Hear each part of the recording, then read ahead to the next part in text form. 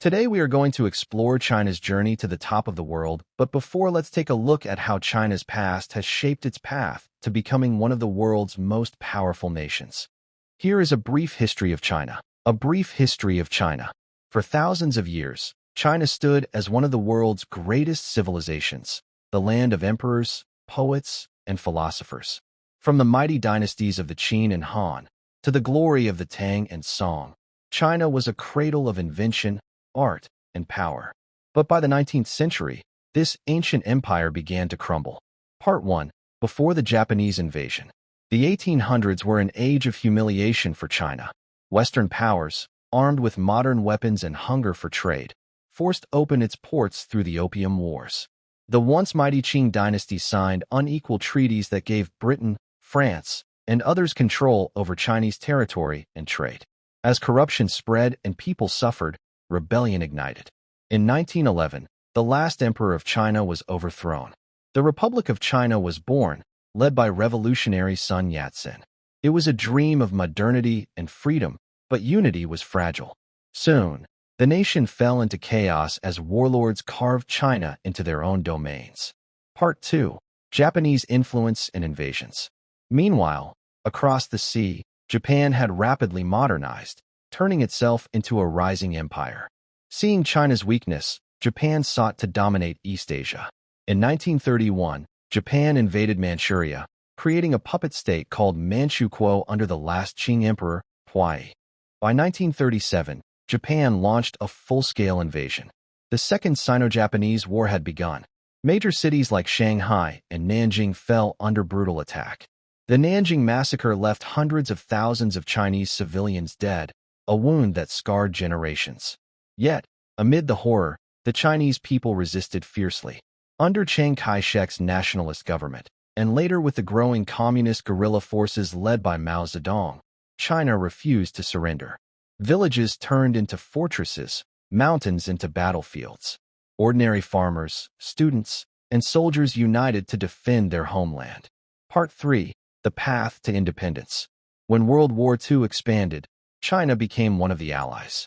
The long struggle drained the nation, but in 1945, Japan finally surrendered after the atomic bombings of Hiroshima and Nagasaki. For the first time in decades, China was free from foreign invasion. But the joy was short-lived. A new battle began, a civil war between nationalists and communists over who would shape China's future. In 1949, the communists emerged victorious. Mao Zedong proclaimed the founding of the People's Republic of China in Beijing, while the nationalists retreated to Taiwan. China was finally unified, independent, and determined never again to be subjugated. From the ashes of war and division, China rose once more, proud, resilient, and reborn.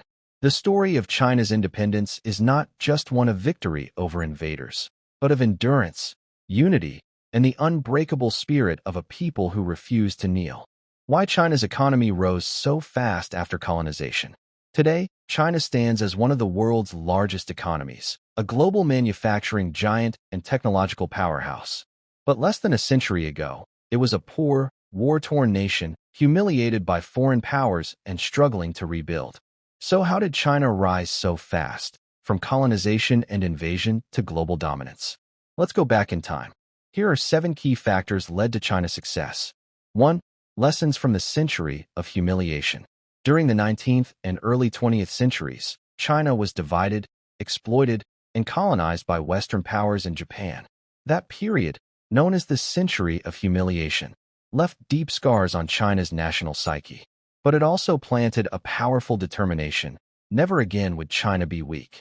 The Communist Revolution in 1949 wasn't just political, it was psychological.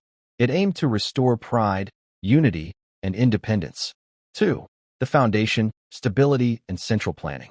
Under Mao Zedong, China focused on building a self-reliant nation. The economy was tightly controlled, industries were nationalized, and literacy campaigns spread across the country. Though Mao's policies, like the Great Leap Forward and Cultural Revolution, caused major setbacks, they also unified the country, built basic infrastructure, and laid the groundwork for industrialization. When Mao died in 1976, China was ready for a new chapter. 3. The turning point, Deng Xiaoping's reforms. In 1978, Deng Xiaoping introduced the Reform and Opening Up policy. China moved from a closed, planned economy to a socialist market economy, combining government control with capitalist energy. Private businesses were allowed, farmers could sell their produce, and foreign companies were invited to invest.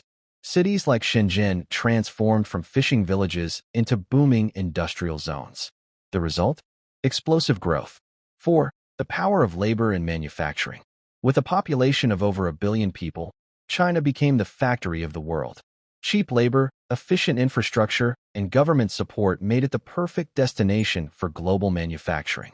By exporting electronics, textiles, and machinery, China earned foreign currency, which it reinvested into roads, schools, and high-speed rail.